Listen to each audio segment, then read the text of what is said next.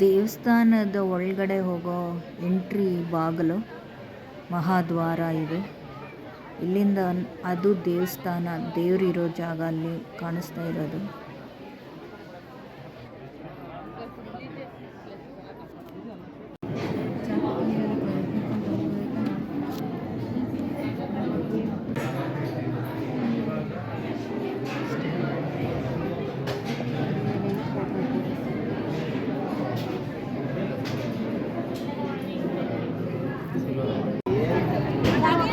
ಇದು ದೇವರದು ಪಾದ.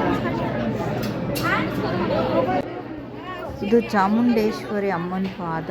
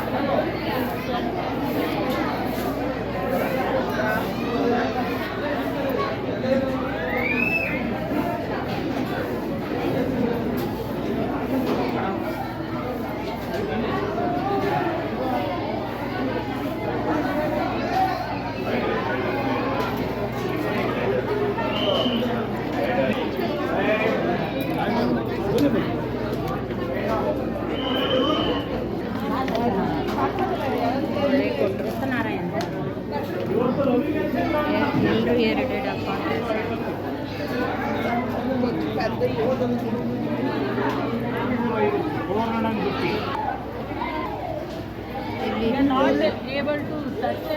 ದೇವರಿಗಿಟ್ಟಿರೋ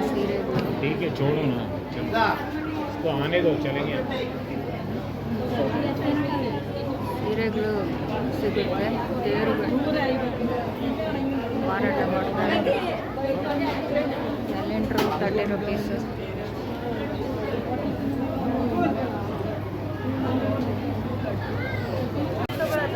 ಇದು ಲಡ್ಡು ಪ್ರಸಾದ ಕೊಡ್ತಾರೆ. ಇಲ್ಲಿ 100 ರೂಪೀಸ್ ಟಿಕೆಟ್ ತಗೊಂಡಿರ್ತೀವಿ, ಅದಕ್ಕೆ ಕೊಡ್ತಾರಂತೆ.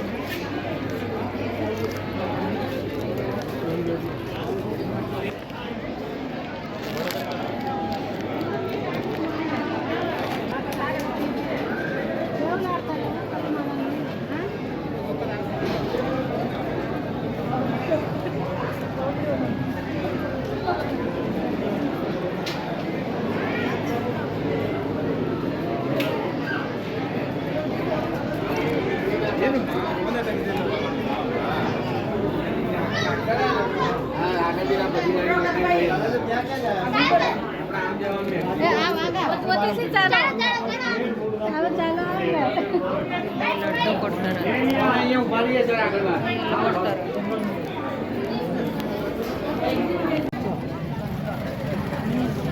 ಎಂಟು ಹೊರಗಡೆ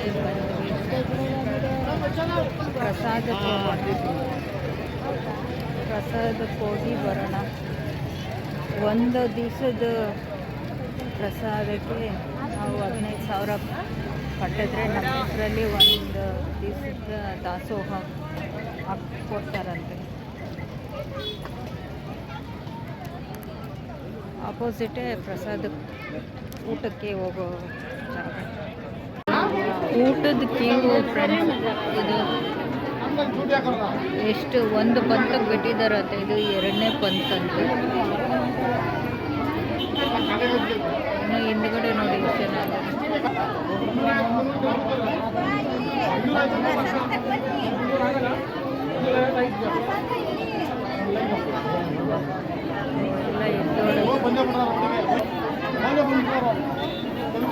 ಎಲ್ಲ ಎತ್ತೊಳ್ತಾ ಇದ್ದಾರೆ.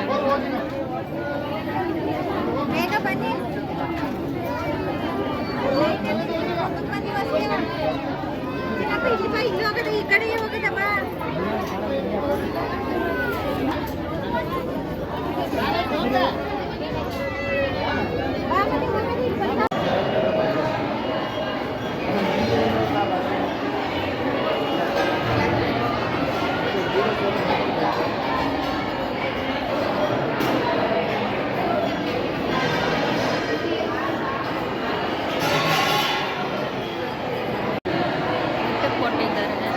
ಆಚೆನೆ ತಟ್ಟೆ ಗ್ಲಾಸ್ ಎತ್ಕೊಂಡ್ಬಂದು ಒಳಗಡೆ ಕೂರಬೇಕು. ಒಬ್ಬೊಬ್ಬರಿಗೆ ಒಂದು ಪಂತ್ಗೆ 15ರಿಂದ 20 ನಿಮಿಷ ತೆಗೆದುಕೊಳ್ತಾರೆ. ಕೈಲಾಗ್ತಿರೋರು ಅಲ್ಲಿ ಟೇಬಲ್ ಮೇಲೆ ಕೂತ್ಕೊಂತಿರ್ತಾರೆ.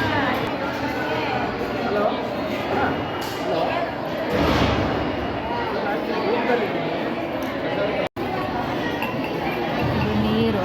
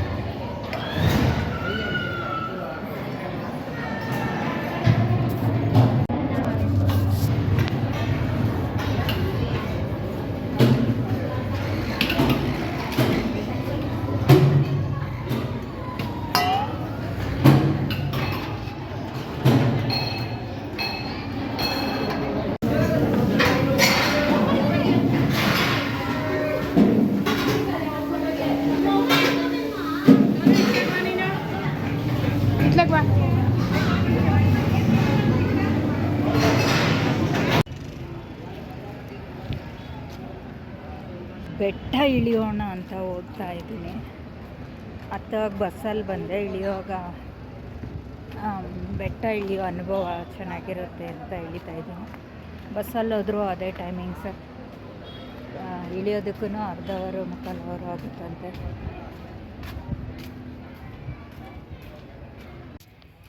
ಇಲ್ಲಿ 1008 ಮೆಟ್ಟಿಲುಗಳಿವೆ. ಪಾಸಿಟಿವ್ ವೈಬ್ಸ್ ಇತ್ತು, ಚೆನ್ನಾಗಿತ್ತು.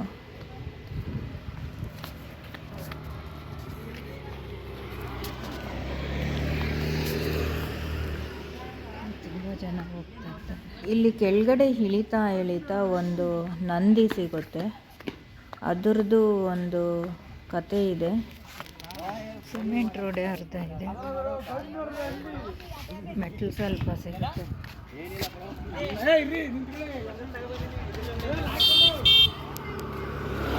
ದೇವರದ್ದು 2 ಕಲ್ಲಿಟ್ಟಿದ್ದಾರೆ. ಇಲ್ಲಿ ಕುಂಕುಮ ಎಲ್ಲ ಹಚ್ಚಿ ಕೂತಿದ್ದಾರೆ. ಇಲ್ಲಿ ಯಾವುದು ಸ್ಕೂಲ್ ಇದೆ. ಇದನ್ನು ಮೊದಲು ಚಾಮುಂಡಿ ಬೆಟ್ಟ ಅಂತ ಕರಿತಾ ಇರಲಿಲ್ವಂತೆ, ಮಹಾಬಲೇಶ್ವರ ಬೆಟ್ಟ ಅಂತ ಕರಿತಾ ಇದ್ದಿದ್ದಂತೆ. ಯಾವಾಗ ನಮ್ಮ ಮೈಸೂರು ಅರಸರ ಆಡಳಿತ ಶುರುವಾಯಿತು ಆವಾಗ ಚಾಮುಂಡಿ ಅಮ್ಮನಿಗೆ ಹೆಚ್ಚು ಒತ್ತು ಕೊಡೋಕ್ಕೆ ಶುರು ಮಾಡಿದ್ರಂತೆ. ಅದಕ್ಕಿಂತ ಮೊದಲು ಎಲ್ಲ ಮಹಾಬಲೇಶ್ವರ ಬೆಟ್ಟ ಅಂತ ಕರಿತಾ ಇದ್ದಿದ್ದಂತೆ. ಇಳಿತಾ ಇದ್ರೆ ಮುಗಿದು ಬಿದ್ದೋಗೋ ಥರ ಇದೆ, ಒಂದೊಂದು ಸ್ಟೆಪ್ ಚೆನ್ನಾಗಿದೆ. ಯದುವೀರ್ ಕೃಷ್ಣರಾಯ ಮೇಲುಕೋಟೆ ಚೇಲುವರಾಯ ಸ್ವಾಮಿ ದರ್ಶನ ಮಾಡಿಕೊಂಡು ಅಂದರೆ ಯದುವೀರ ಅರಸರು ಮತ್ತು ಕೃಷ್ಣರಾಯ ಅರಸರು ಅವರಿಬ್ಬರು ಮೇಲುಕೋಟೆ ಚೇಲುವರಾಯ ಸ್ವಾಮಿನ ದರ್ಶನ ಮಾಡಿಕೊಂಡು ಬಂದು ಇಲ್ಲಿ ಮಲಗಿದ್ದಾಗ ಅವ್ರಿಗೆ ಏನೋ ಪ್ರಾಬ್ಲಮ್ ಆಯ್ತಂತೆ. ಆವಾಗ ಚಾಮುಂಡಿ ಅಮ್ಮ ಅವ್ರನ್ನ ಕಾಪಾಡಿದ್ರಂತೆ. ಈ ಥರ ಸ್ಕೂಲ್ ಇದ್ದರೆ ಚೆನ್ನಾಗಿರುತ್ತೆ ಮಧ್ಯದಲ್ಲಿ. ಆವಾಗ ಅವ್ರ ಮನೆ ದೇವರು ಚಾಮುಂಡಿ ದೇವರಾದ್ರಂತೆ. ಆವಾಗಿಂದ ಚಾಮುಂಡಮ್ಮನಿಗೆ ಹೆಚ್ಚು ಒತ್ತು ಕೊಡೋದು, ಚಾಮುಂಡಿ ದೇವಸ್ಥಾನ ಅಭಿವೃದ್ಧಿ ಮಾಡೋದು, ಈ ಥರ ಕಾರ್ಯಗಳನ್ನ ನಡೆಸಿದ್ರಂತೆ. ಕುಂಕುಮ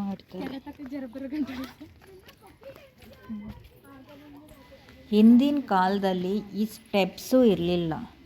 ಆವಾಗ ಎಲ್ಲ ಮಣ್ಣಿನಲ್ಲೇ ಇರೋ ಸ್ಟೆಪ್ಸಲ್ಲಿ ಹೋಗ್ತಿದ್ರಂತೆ. ಆವಾಗ ಅಷ್ಟೊಂದು ಸುಲಭವಾಗಿರಲಿಲ್ವಂತೆ ದಾರಿ. ಈಗ ದೇವಿರಮ್ಮನ ಬೆಟ್ಟ ಅಂತ ಇವಾಗಲೂ ಅಲ್ಲಿದೆ. ಅಲ್ಲಿ ಹಳೇ ಕಾಲದ ರೀತಿಯೇ ಮಣ್ಣಿನ ಮೆಟ್ಟಿಲುಗಳು ಇದೆ. ಅಂದರೆ ಇಲ್ಲಿ ಯಾವ ರೀತಿ ಇದೆಯೋ ಇವಾಗಲೂ ಅಲ್ಲಿ ದೇವಿರಮ್ಮನ ಬೆಟ್ಟದ ಹತ್ರ ಅದೇ ಥರ ಮಣ್ಣಿನ ಮೆಟ್ಟಿಲುಗಳು ಇದಾವಂತೆ.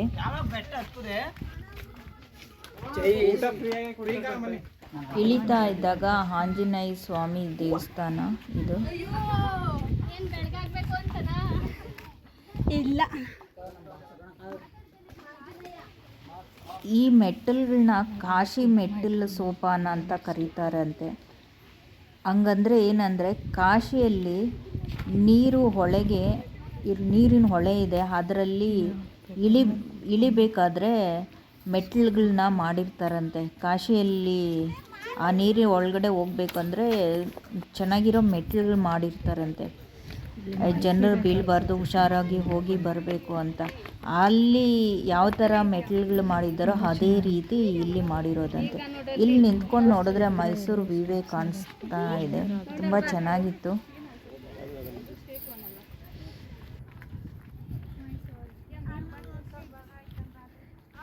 ನಾವು 900 ಮೆಟ್ಲು ಹತ್ತಿದ್ರೆ ಅಲ್ಲಿ ಈ ವ್ಯೂ ಕಾಣಿಸುತ್ತೆ, ಮೈಸೂರು ಫುಲ್ಲು ಕಾಣಿಸುತ್ತೆ.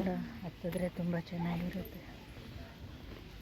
ನಡ್ಕೊಂಡು ಹತ್ತೋದು, ನಡ್ಕೊಂಡು ಇಳಿಯೋದು. ಇಲ್ಲಿ ಬಂದರೆ 900 ಸ್ಟೆಪ್ಸ್ ಅಂತೆ. ನಾನು 100 ಸ್ಟೆಪ್ಸ್ ಇಳಿದಿದ್ದೀನಿ. ಈಗ 900 ಸ್ಟೆಪ್ಸ್ ಇನ್ನೂ ಇಳಿಬೇಕು. ನಾನು ಅರ್ಧ ಬಂದಿದ್ದೀನಿ. 1910 ನಂತರ ಇಲ್ಲಿ ಬಸ್ಸುಗಳು ಹೋಗೋದಕ್ಕೆ ಬರೋದಕ್ಕೆ, ವೆಹಿಕಲ್ಸ್ ಹೋಗೋದಕ್ಕೆ ಬರೋದಕ್ಕೆ ರೋಡ್ ಮಾಡಿದ್ದು ನಲ್ವಡಿ ಕೃಷ್ಣರಾಜ ಒಡೆಯರ್ ಕಾಲದಲ್ಲಿ ಆಗಿದ್ದು. ಅದಕ್ಕಿಂತ ಮುಂಚೆ ಮೆಟ್ಲುಗಳಲ್ಲೇ ಹತ್ತಿ ಇಳಿಬೇಕಾಗಿತ್ತು. ಅದು ಮಣ್ಣಿನ ಮೆಟ್ಲುಗಳಿತ್ತು. ಅವರು ಬಂದಮೇಲೆ ಎಲ್ಲ ಸ್ವಲ್ಪ ಎಲ್ಲ ಅಭಿವೃದ್ಧಿ ಮಾಡಿ ಚೆನ್ನಾಗಿ ಮಾಡಿರೋದಂತೆ.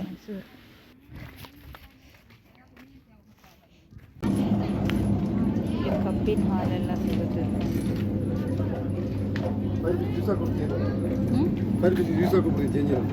ಬೇಡ,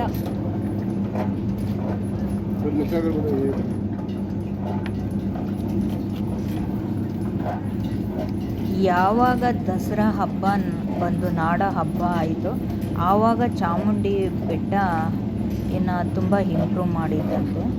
ಅದಕ್ಕಿಂತ ಮೊದಲು ಚಾಮುಂಡಿ ಬೆಟ್ಟ ಏನು ಅಷ್ಟೊಂದು ಇಂಪ್ರೂವ್ ಆಗೇ ಇರಲಿಲ್ವಂತೆ. ಆವಾಗೆಲ್ಲ ಮಹಾಬಲನ ಬೆಟ್ಟ ಅಂತ ಕರಿತಾ ಇದ್ದಿದ್ದಂತೆ. ಎಲ್ಲ 20 ರೂಪೀಸಿಗೆ ಸಿಗುತ್ತೆ. ಇಲ್ಲಿ ನಂದಿ ಕಾಣಿಸ್ತಾ ಇದೆ ನೋಡಿ ನನ್ನ ಹಿಂದ್ಗಡೆ. ಅದು ಬಂದು ಏಕಶಿಲಾ ನಂದಿನಂತೆ. ನಮ್ಮ ಇಂಡಿಯಾದಲ್ಲೇ ದೊಡ್ಡ ನಂದಿಗಳಲ್ಲಿ ಇದು 7ನೇ ಸ್ಥಾನ ಪಡೆದಿರೋದಂತೆ. ತಂಜಾವೂರು ನಂದಿ, ಲೇಪಾಕ್ಷಿ, ಹಳೆಬೀಡು, ಹಂಪಿ, ಕೇರ್ಪಟ್ಟೆ ಹತ್ರ ಇರೋ ಕಿಕ್ಕೇರಿಯಲ್ಲಿ ಒಂದು ನಂದಿ ಇದೆಯಂತೆ, ಕಾಳಹಸ್ತಿ, ಮತ್ತು ಈ ನಂದಿ ಅಂತೆ. ಅಷ್ಟು ದೊಡ್ಡ ನಂದಿನಂತೆ ಇದು, ಏಕಶಿಲಾ ನಂದಿ ಅಂತ. ಇದನ್ನು ದೊಡ್ಡ ದೇವರಾಯ ಒಡೆಯರು ಮಾಡಿಸಿದ್ದಂತೆ.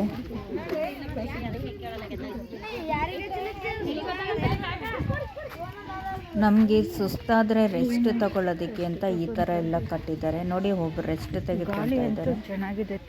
ಅರಸರು ಮಾಡಿರೋ ವ್ಯವಸ್ಥೆ, ಅಲ್ಲಲ್ಲೇ ಈ ಥರ ಮಂಟಪಗಳ ಥರ ಕಟ್ಟಿದ್ದಾರೆ.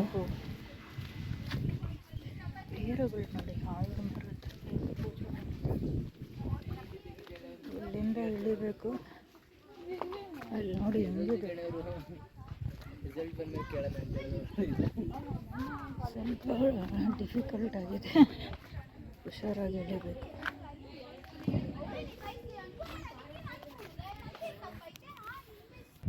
ಇದೆ ಫಸ್ಟ್. ದಾರಿಯಲ್ಲಿ ಅಲ್ಲಲ್ಲಿ ಜ್ಯೂಸು ಕುಡಿಯೋದಕ್ಕೆ, ಚಿಪ್ಸ್ ಪ್ಯಾಕೆಟ್ ತಿನ್ನೋದಕ್ಕೆ ಅಂಗಡಿಗಳು ಸಿಗುತ್ತೆ. ಸ್ಟೆಪ್ಸು ಇದೆ. ಬಂದ್ಬಿಟ್ವಿ ಅನ್ಸುತ್ತೆ. ಅಲ್ಲಿ ಲಲಿತಾ ಮಹಲ್ ಕಾಣಿಸ್ತಾ ಇದೆ. ಅಲ್ಲಿ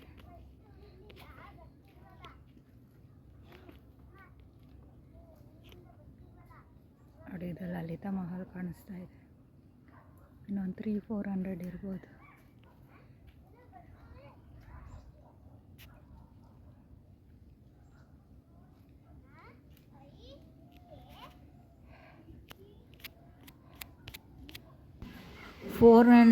ಸ್ಟೆಪ್ಸ್ ಹತ್ರ ಬಂದರೆ ಲಲಿತಾ ಮಹಲ್ ಕಾಣಿಸುತ್ತೆ. 100 ಸ್ಟೆಪ್ ಬಂದ್ಬಿಟ್ಟು ಫಸ್ಟ್ ಈ ಬೆಟ್ಟನ ಚಾಮುಂಡಿ ಬೆಟ್ಟ ಅಂತ ಕರಿತಾ ಇರಲಿಲ್ಲ, ಮಹಾಬಲ ಬೆಟ್ಟ ಅಂತ ಕರಿತಾ ಇತ್ತು. ಆ ನಂದಿ ಇದೆ ಅಲ್ವಾ, ಅಲ್ಲೇ ಒಂದು ದೇವಸ್ಥಾನ ಕಟ್ಟಿದ್ದಾರೆ, ಮಹಾಬಲ ದೇವಸ್ಥಾನ ಅಂತ. ಇದು ಅಲ್ಲೇ ಒಂದು ಶಾಸನನೂ ಇದೆ ಅಂತೆ, ವಿಷ್ಣುವರ್ಧನ್ ಕಾಲದ ಶಾಸನ. ಹೊಯ್ಸಳ ಕಾಲದ ದೊರೆ ವಿಷ್ಣುವರ್ಧನ. ಬೆಟ್ಟದಲ್ಲೇ ಒಂದು ಶಾಸನ ಕೂಡ ಇದೆ. ವಿಷ್ಣುವರ್ಧನ್ ದೊರೆ ಮಹಾಬಲೇಶ್ವರನಿಗೆ ದಾನ ಕೊಟ್ಟಿದ್ದ ಅಂತ ಈ ಶಾಸನದಲ್ಲಿ ಬರೆದಿದೆಯಂತೆ. ಇದು ಮಹಾಬಲ ಬೆಟ್ಟಕ್ಕೆ ನೀಡಿದಂಥ ದಾನ ಅಂತ ಆ ಶಾಸನದಲ್ಲಿ ಬರೆದಿದ್ದಾರಂತೆ.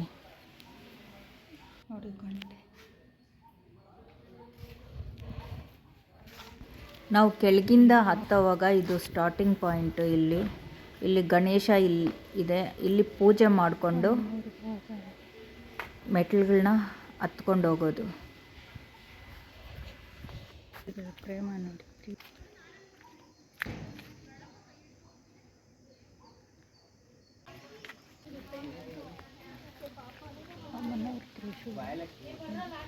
ಇಲ್ಲಿಂದ ಶುರು ಆಗುತ್ತೆ.